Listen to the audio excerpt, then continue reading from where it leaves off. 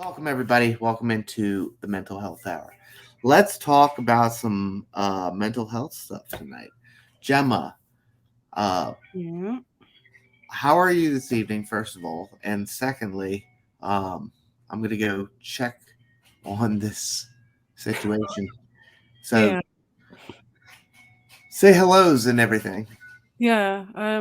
Not too bad, but getting increasingly more nervous because this is the weekend that we're doing the ab sale.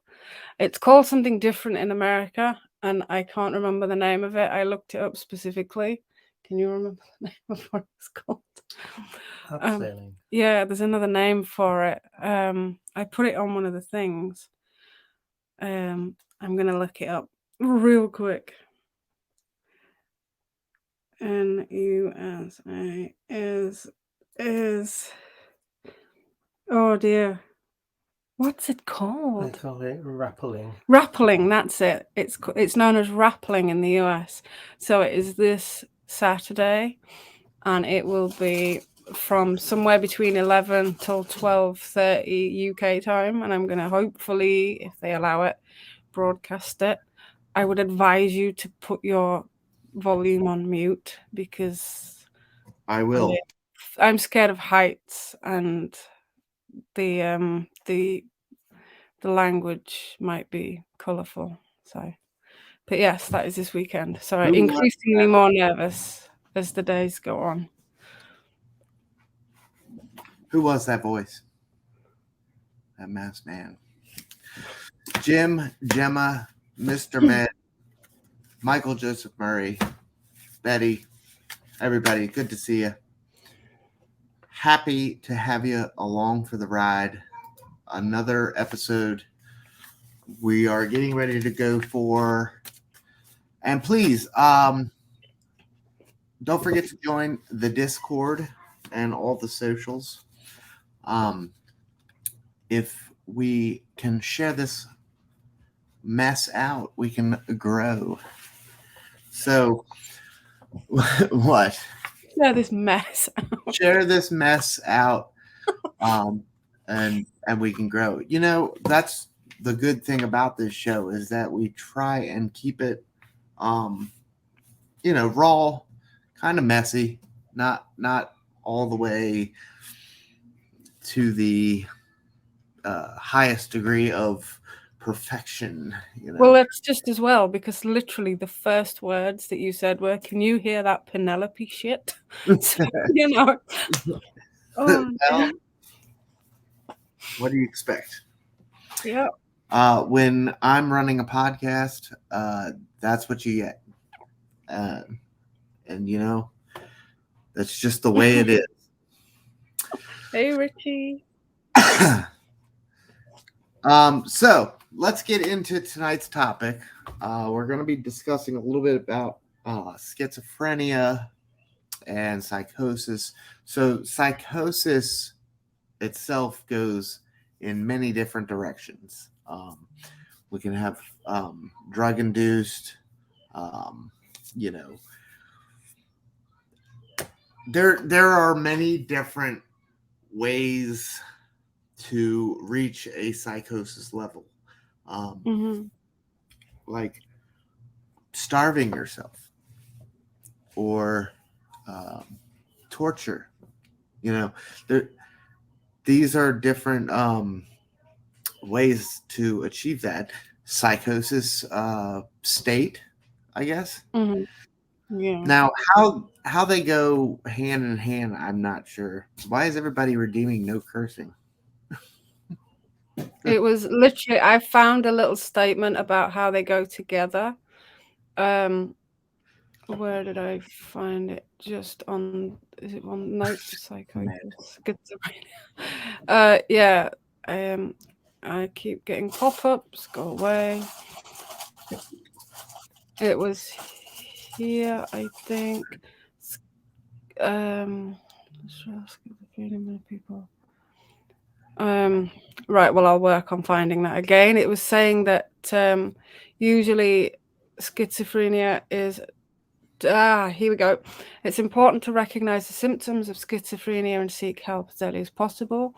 people with schizophrenia are usually diagnosed between the ages of 16 and 30 after the first episode of psychosis. So generally, it seems that schizophrenia comes after psychosis. If psychosis is happening more than once, then it's Sure. diagnosed as schizophrenia. So I think that's why they come in hand. But we did say that this was going to be more of an introductory level discussion because, Yeah, again, there is so much to discuss about both of them that we didn't feel like we could do it justice in just 1 hour. So it's best to just do it as an introductory level and then delve deeper into it at a later date. absolutely. So as Gemma has rattled off there, we are going to just kind of touch the icing of this. We're not going to dig too deep yet. The plan is to move forward with this because they are two very interesting, to me at least, interesting topics: schizophrenia and psychosis. Both have many branches off, and we can kind of explore down the Yeah, there was different different levels and everything. Sorry. Yeah, there was different levels and everything, different symptoms, different levels, different stages of each. So there's a lot to cover. So We'll do let's it. go ahead and start with some information. Mhm. So Gemma and I both talked before the show. We're kind of tits up on this one. Does that count as cursing? Everybody's redeeming no cursing right now. So, I don't see this. Oh yeah, it's not on there. Yeah. but anywho, we're all gonna learn together. So let's take a look at some symptoms of schizophrenia. Gemma, please, if you will. Yeah, that is the right one. Okay, so schizophrenia symptoms. Active stage symptoms can include unusual or extremely slowed movements, incoherent or disorganized speaking, hallucinations usually related to hearing voices or strange sounds, delusions, so false beliefs that remain unchanged despite contradicting evidence, an isolating behavior or emotionless facial expressions or speech. A Again, lot. just because you have one or more of these symptoms does not mean it is schizophrenia. You do need a medical diagnosis for this, Sure. especially. Yeah. But these are And the main active stage symptoms. as always, these are tools that we're using to learn more about Hmm. each topic that we discuss every week. We are not medical doctors. We are not professionals. And we are not diagnosing you with schizophrenia. However, a lot of this looks like just symptoms of depression, doesn't it? Yeah. Isolating, you know, slow movements. I wouldn't say hallucinations or anything, but just kind of isolating behavior and clamming up and stuff. And when Yeah, you're there's a lot of those that can be, that's what I mean. There's a lot of those that can be symptoms of other conditions, like especially just depression and things like that. Things that we've already covered and discussed. So that's why it's important to get a medical diagnosis of these. other symptoms often include Hmm. So there's feeling suspicious, paranoid, or afraid frequently, which is another main symptom of substance abuse. So again, soap, soap. Why am I just reading soap? Not caring about their hygiene and appearance. Again, another one to do with depression, anxiety, and suicidal thoughts. And then using alcohol, nicotine, prescription medications, or recreational drugs to self medicate their symptoms.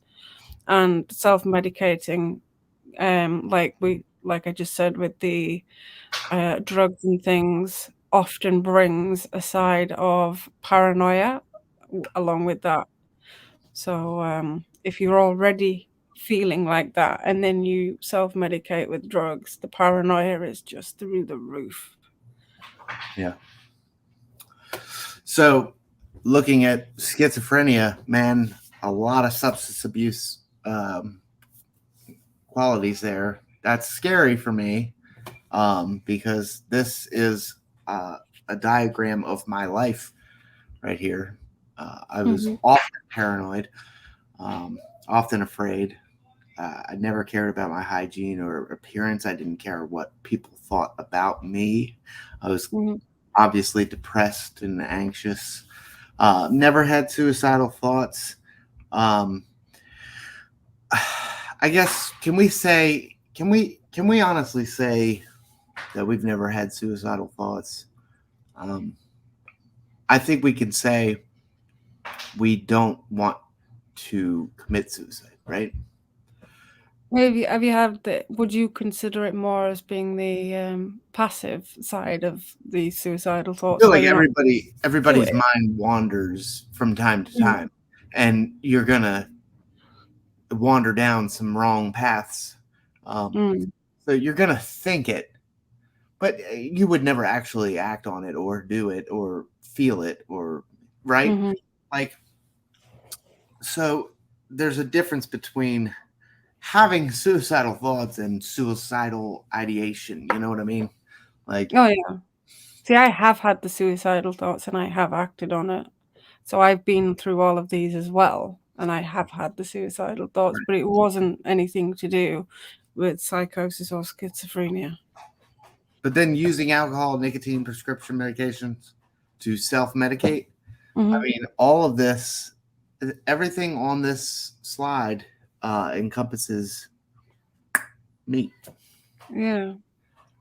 from a couple of years ago. But I'm not a schizophrenic, right? I mean, when you look into it further, I think there's some things are parts of, I mean, obviously we're not diagnosed with psychosis or anything, but I think when you look into the symptoms of psychosis, I think had your drinking have continued, maybe who knows, it could have got there. And I had a good friend who is no longer with us now, who had a drinking problem and then it went on to drugs, like high class drugs, cocaine, ecstasy, things like that. Ended up killing themselves because of the psychosis, because of the paranoia and the voices that they were hearing, and it just completely got out of hand. And it's like I'd said to somebody only the other day how life can change literally in the blink of an eye. Yeah. Where one minute you're fine, you've got a job, everything's fine, everything's brilliant, and the next minute life can take a completely unexpected turn. Like, personally, I never thought that I would be taking my son to the hospital and he would be diagnosed with cancer. And the route that you're on can just change completely. And it's the route that you end up going down and how things can change. And it's just like all of these are symptoms of depression and other things that we've discussed. So mm, it's it's like how we can relate to some of the things. And I was going somewhere in my head, just had a complete brain fart, so It's all excuse good. me. I totally just like the You had a good thought trail in there. yeah. Um,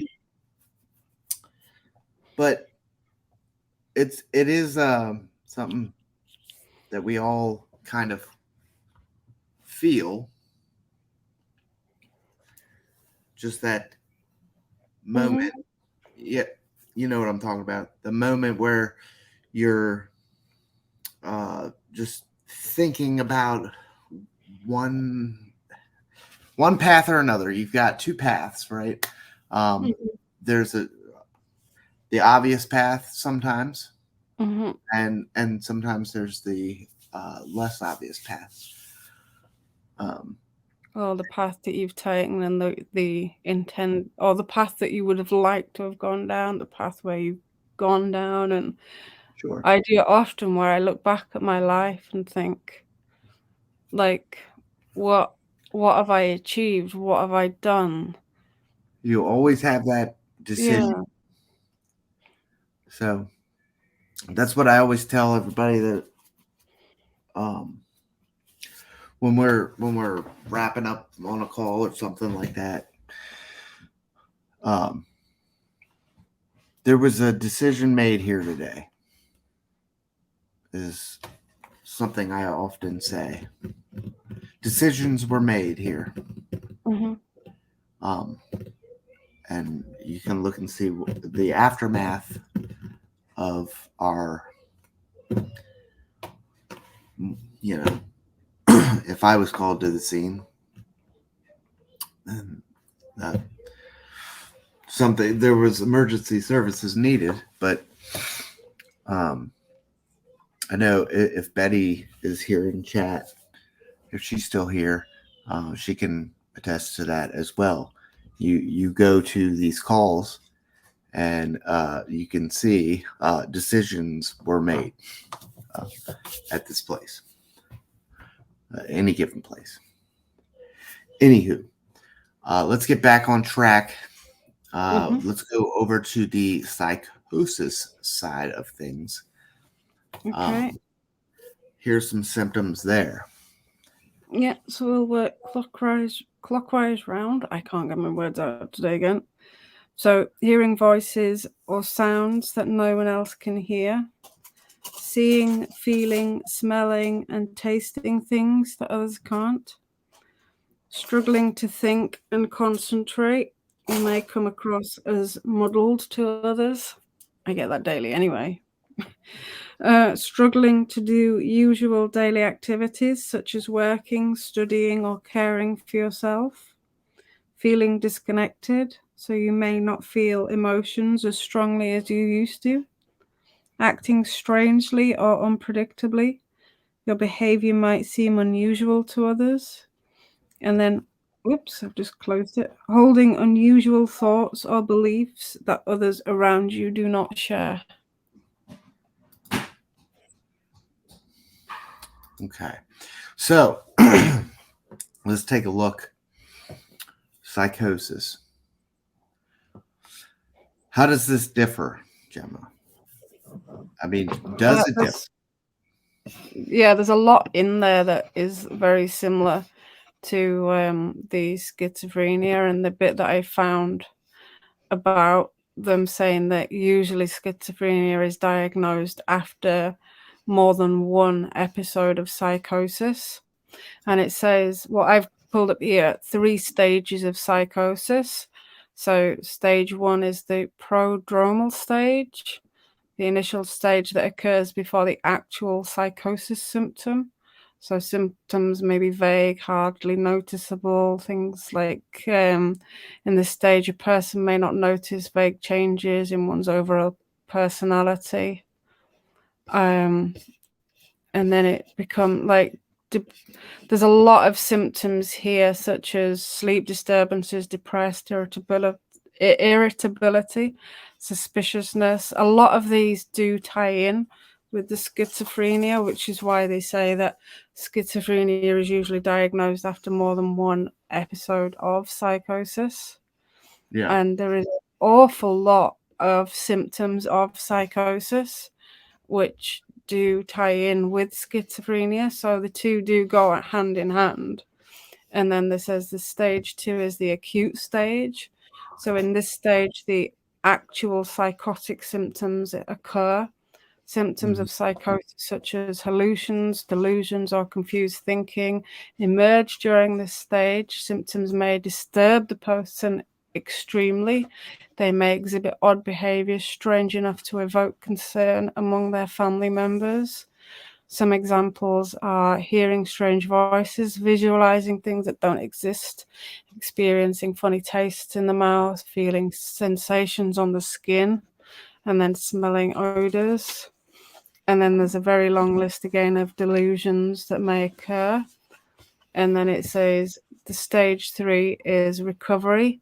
This phase begins when the person seeks timely medical intervention.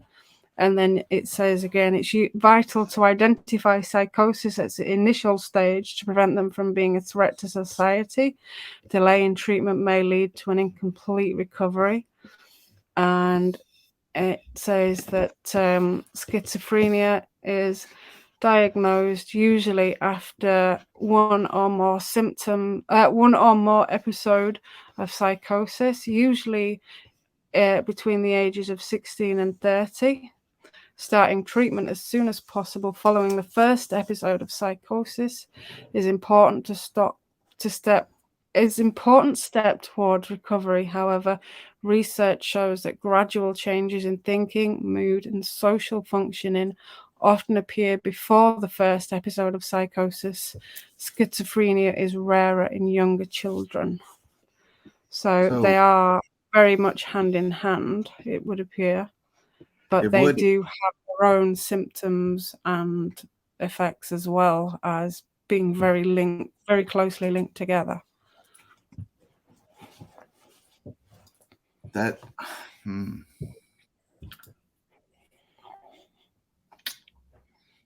So I guess we can keep these two. I guess we can keep these two together then, moving forward down the episodes. We could probably do. I was thinking about splitting apart. I mean, you can.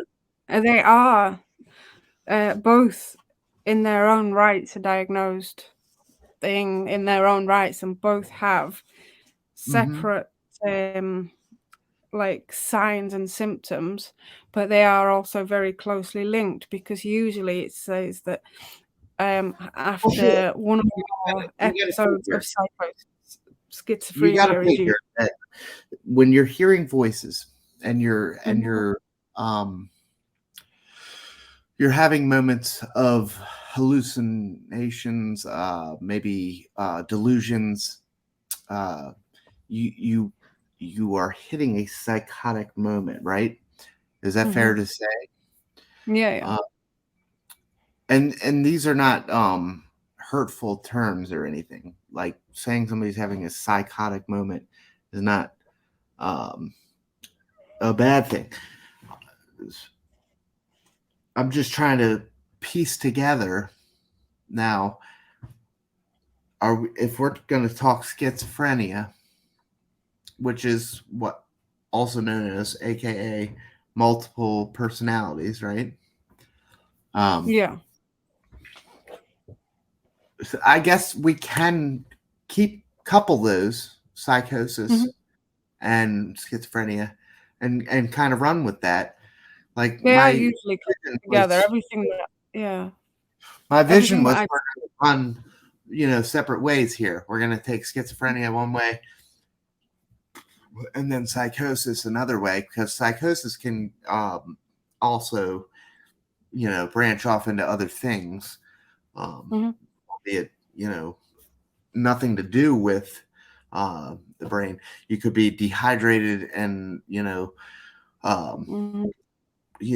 crawling through the desert and not, you see the oasis and you're hallucinating water and stuff. That's psychosis, right?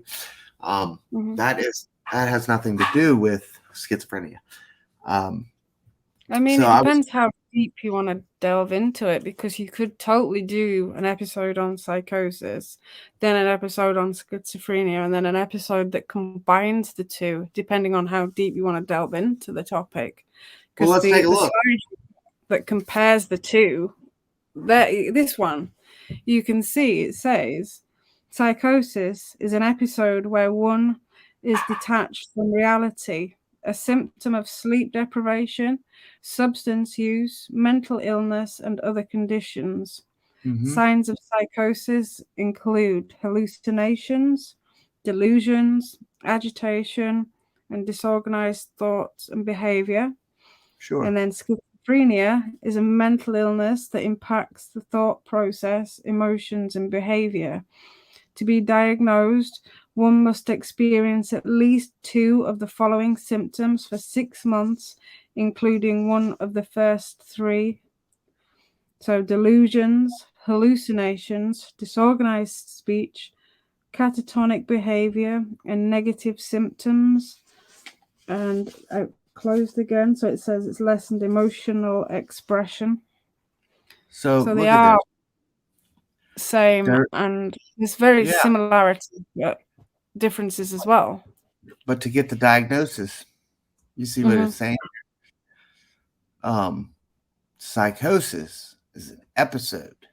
An episode is Mm-hmm. what? Just a short spat, right? Or Yeah. a moment in time, right? Yeah. Schizophrenia is a mental illness. I mean, this is something that is every day, impacting Mm-hmm. personality, emotions, and behavior. So this Um, would be like saying having a big spell of these symptoms over and over, whereas psychosis is a psychosis, like an episode of it, which will come to an end, I guess.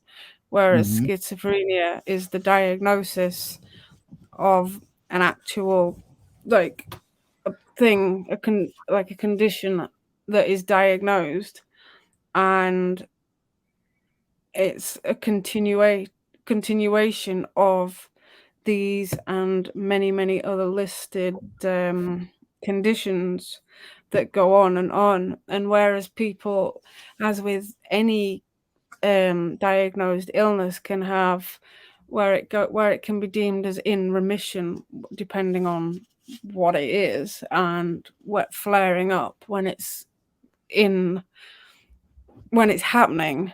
I'm trying to get my words out. Sorry. Oh, you're fine. And there's like peaks and troughs of it where it's in action and you're having all this going on, and then when it's not as prominent, where things seem normal. And it can be, I was talking to somebody about ADHD actually literally yesterday, about when you're having hyper focusing on things and then calm down and everything seems normal. And we were talking about that it was for a friend's child. Mm-hmm. And it's like with everything, even a physical condition, there can be times when the pain's having a flare up and then it's less and it seems more normal. And I guess that can be like that with psychosis, where sometimes you're having the psychotic episode and then everything returns to more normality. And Yeah, I kind of went off on a tangent there, but I knew what I meant. It just wasn't coming out right. it is actually interesting because I didn't when we put this episode together, I was like, psychosis and schizophrenia. Why in the hell are we doing these two together? That doesn't make any sense. But they are actually one and the same. So let's take a look at some treatment and coping. Yeah, let me get it up again. I am right. So, is there treatment for psychosis? So, number 1, understand the underlying cause of psychosis. Number 2, develop a plan for continuing maintenance to avoid conditions that caused previous breaks. Number 3, honing in on a medication that serves the patient well can be done in a controlled environment. And number 4, ongoing therapy or counseling can be an important factor in long-term recovery. Okay. So it's like where it said about the owning in where was it? Develop a plan for continuing maintenance to avoid conditions that caused the previous breaks. Yeah. So it's like we talked about triggers. What would trigger the psychotic episode? Working out what's triggered it, like we've discussed with substance abuse and things, if that causes it, or just throw my phone on the floor, what's caused it to happen. Honing in on a medication that serves the patient well. Well, that is, if that isn't the bullseye for every mental health diagnosis, right? Like, so everybody has some sort of a mental health problem, right? Mm-hmm. Can we agree on that? Like, somebody has, or everybody has some sort of level of depression, anxiety. I mean, one stage in their life, yeah, definitely. Yeah. One way or another, we're all on a spectrum, right? And you're somewhere in there. Now, you might not need medication to control it and feel or balance it out. I'm sorry, but number 3, they're honing in on a medication that serves the patient well. It's just the bullseye comment of the century in this program's the antidepressants. It's not a magic pill that will work for absolutely everyone. You have to find one that you can get on with and that works well. That's one of the best things that I've seen in all the episodes we've done. That is one of the best things that I've seen. Honing in on a medication that serves the patient well can be done in a controlled environment. Ding, ding, ding. Millionth customer, you win. Balloons flying. Congratulations. Fuck ass. You know, I'm sorry I swore. We just hit the jackpot here. This is exactly what we need. Why can't we do that? So that takes everybody is unique, right? So we got to hone the fuck in on everybody. Yeah, because what works for you isn't going to work for me. Exactly. Different. So we have to find. And just because it works now doesn't mean it's going to continue to work a year, 2 years, 3 years down the line. You get used to it. And unfortunately, it says in a controlled environment, unless you go and get it prescribed by a mental health specialist rather than just your general practitioner, chances are you're just going to get given it, told to go home and take it. Do you understand what that means, though? Like honing in for every single person. We're talking about every person on the planet, because everybody struggles with some sort of depression, anxiety, whatever. I mean, something is going on in your brain. Tell me, look at me, whoever's watching, all 6 of you or whatever, and look at me right now and tell me that you get a restful night's sleep every single night. At some stage in everybody's life, they will have had something that has bothered them. No matter how long or short it is, there's going to be something. Even if life has been absolutely rosy and then like the death of a loved one or anything, something can happen in life that causes a low period in your life. And no matter how long or short that is, I'm sure at some stage in everybody's lives they can relate to having felt low mood. Doesn't mean it's a mental illness or a mental health problem in the way of like clinical depression or something like that. But at some stage in everybody's life, there will be a time that they can relate to where they felt lower than usual. Yeah. Coping with schizophrenia. Okay.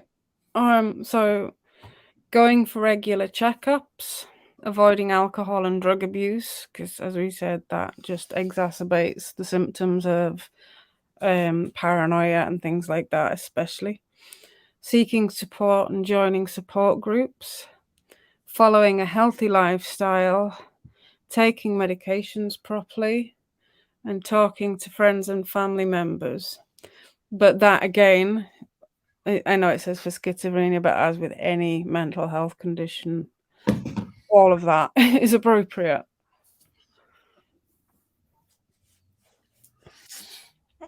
Let me go to this one. And then, yeah, treatment for schizophrenia. Medication for treatment. These drugs are broken into typical or atypical antipsychotics. Psychotherapy. With the assistance of medication, many patients require therapy to adjust to their new mindset. And then neuro rehab. New exciting treatment is occurring in neuroscience for the treatment of schizophrenia. So this isn't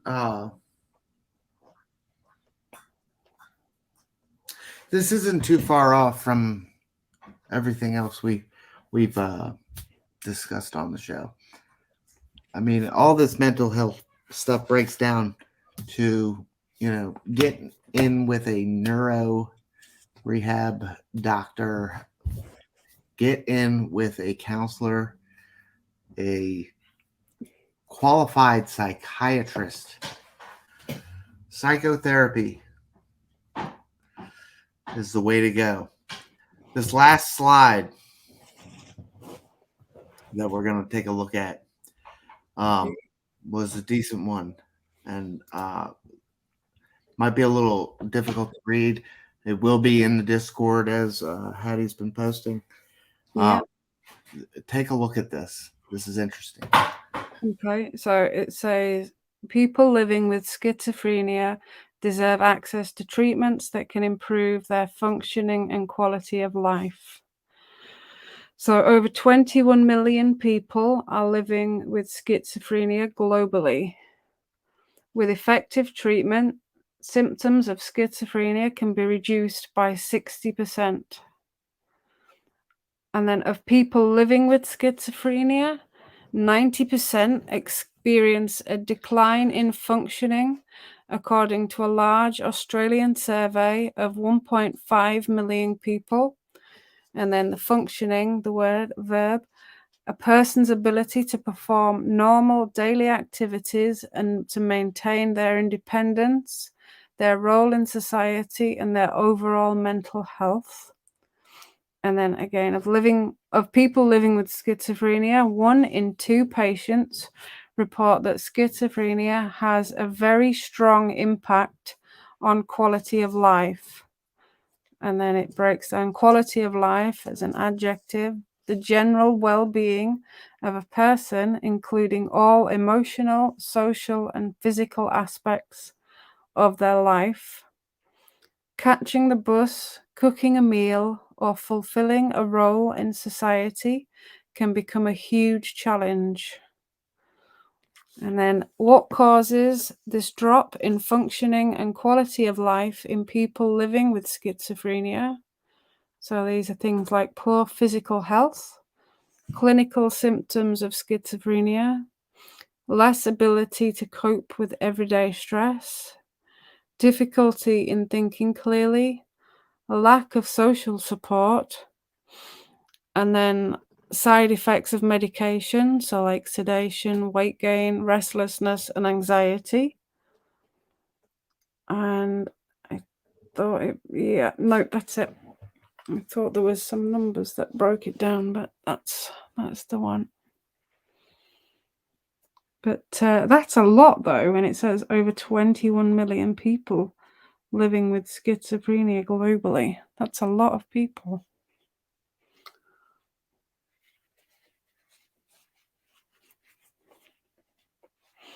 You're muted, Tim. Shit. No, you're not. As always. just a good piece of information here. This slide looked no cursing, says Lamed.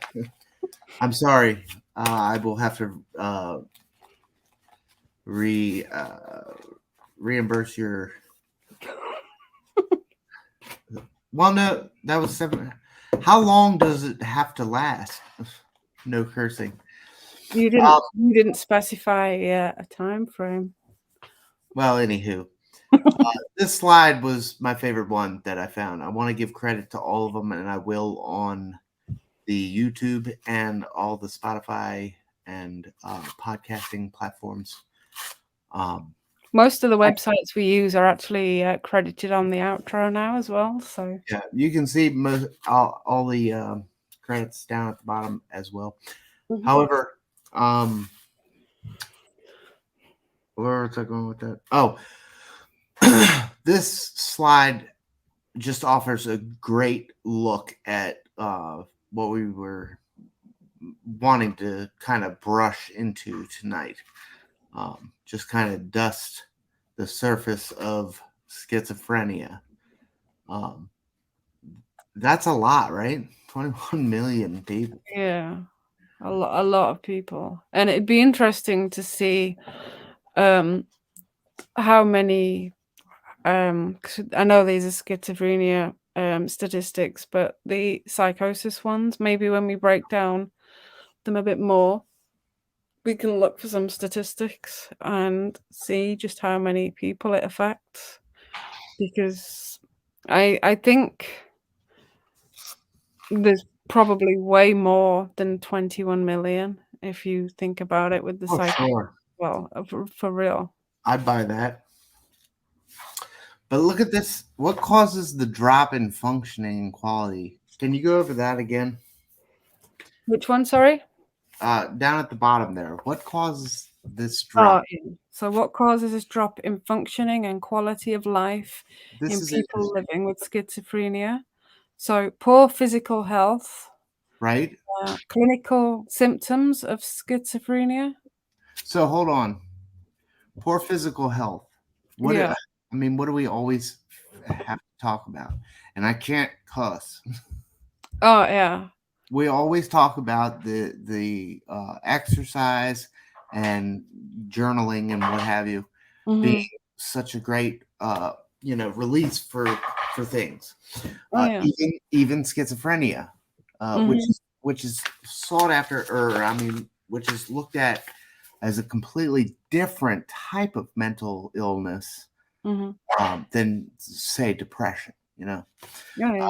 Going But like the poor physical health, like if you have a physical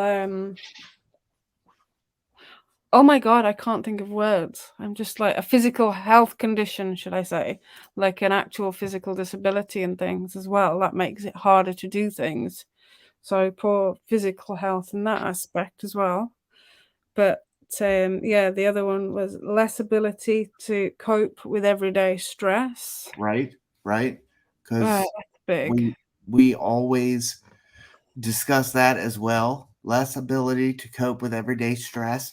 Everyday stress just beating the hell out of you, and that doesn't count med. Hell is not a customer. Continue. Um, difficulty in thinking clearly. Yep, racing thoughts. Oh yeah. I Uh, mean, just laying in bed. What we were just talking about.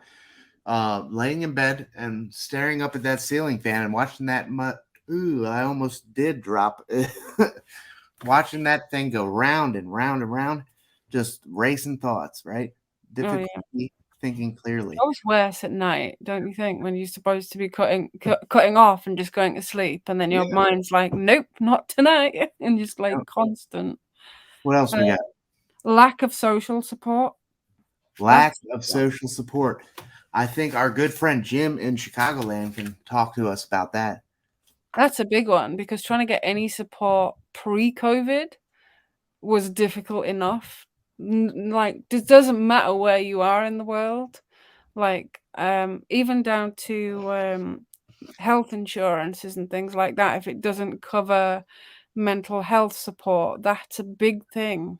And then here in the UK, yeah, we have the NHS, but trying to get anything to do with mental health lately is just near impossible. And then side effects of medication. Oh, yeah. The medication. Which is where you got with the honing in on the right medication. Listen to me. Because the wrong ones can cause side effects. That's what I'm saying. It's noticing that it's a side effect of the medication. You know, And when I get excited about something. Yeah. Gemma knows. Sometimes when you take one that doesn't go well with the other as well, that can cause problems. The medication, goddammit, I'm telling you. And the side effects and everything, these all right, everybody hit me with the no cursing and stuff, but I'm passionate about this stuff, and that's when the swear words come out, is because it's all passion based.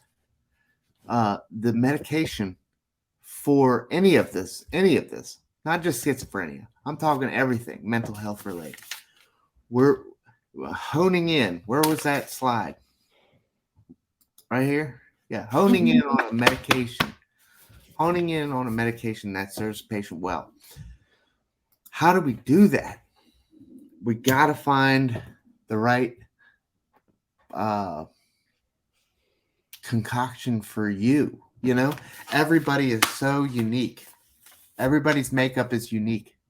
What works for me might kill the next person. It's insane. And it's all brain stuff. It's just the wiring. I can't even. I'm not even allowed to swear. I'm just going to stop. But there it is. I mean, that is truly. Mm-hmm. I mean, look at that. What causes this drop in functioning? Quality of life. Quality of life is so important, right? Oh yeah, definitely. The quality of life is what is all you have. Your quality. I was just doing something on my course that I've started doing, and it was saying about how a person's quality of life, and then if they live in a socially deprived area, or they are not as like they don't have people around them support, that can affect mental health drastically. And it was looking at the things within that course that I was doing, and it said about how different social factors can play into a person's mental health. It's not like it's when you really look into it like that, and how just because somebody lives in an area, because maybe they don't have a lot of money and it's more of a socially deprived area, how just where you live can massively affect your mental health, the help that you get, and can even play a part in suicidal ideation and things like that. And just based on factors that aren't really within your control, such as the environment that you live in, for example. And that can play a huge factor on your mental health, things that are not immediately within your control. And it's a lot of what we discuss when we talk about mental health. A lot of that has got a lot of the social aspect and the things around you and how it can affect you and your mental health that is not immediately within your control. Mm-hmm. But yeah, I think we should do another one where we break it down a bit more, because there is a hell of a lot to it. So I just wanted to type that out because I was thinking about it while you were talking, and I was going to lose it. Everybody's in with the buzzwords these days, triggers, buzzwords, mental health. Everybody loves mental health now, and that's great.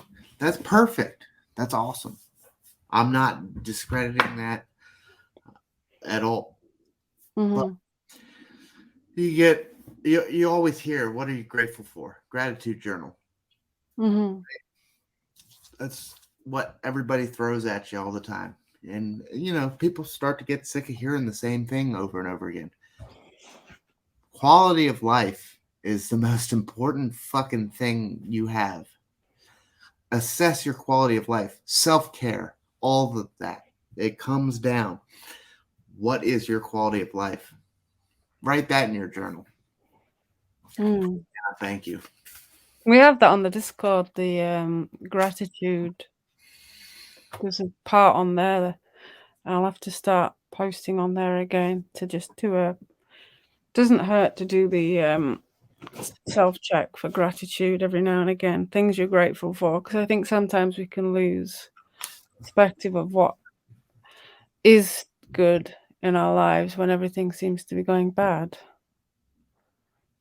Yep. All right. That's all I got for the night. How about you? How about you, South Burns? I'm all out. So let's go ahead and get into some community calendar, and we're going to get out of here. Please, everybody, join a gym in Chicagoland tonight, every Wednesday night, 11 p.m. Eastern Standard Time, 10 p.m. Central, for his Fireside Chats, the OG Twitch Fireside Chats. I've changed it. And a Ray of Sunshine. We miss Ray tonight. I haven't seen Ray this evening. He went live yesterday. I was out and about, and I saw Ray. Ray of Sunshine is live. It was like 3:30 or 4 o'clock. It's like, son of a gun. I'm gonna miss it today. But every Tuesday, Ray, good buddy of ours, he does good, positive stories. And then Gemma, go ahead and speak on yourself. Oh yeah, I just normally do some cooking and baking. I usually do a bit more, but things have been a bit hectic. But I will be hopefully doing a stream on Saturday of an abseil, and then we're doing a cooking train the week after, I think. But yeah, we'll be doing some more. Maybe one tomorrow as well, just a quick test. Yeah, here we go. And then we got Eric J Gaming on Twitch. Check out Eric. He's a good friend of ours. Haven't seen him around in a while. We'll have to find him, bring him back home. And then for all things bunny, check out Ella the Bunny Mom and Puppy Cat late nights on Twitch. FireDude15 is your promo code for her website. Get yourself some good stuff. We're going to go ahead and get on out of here. I got a baby to feed, and I got to get to bed myself. Yeah, I've got to get to bed. It's midnight here. Well, it's not quite that late here, but we're pulling up on 7 o'clock. Yeah.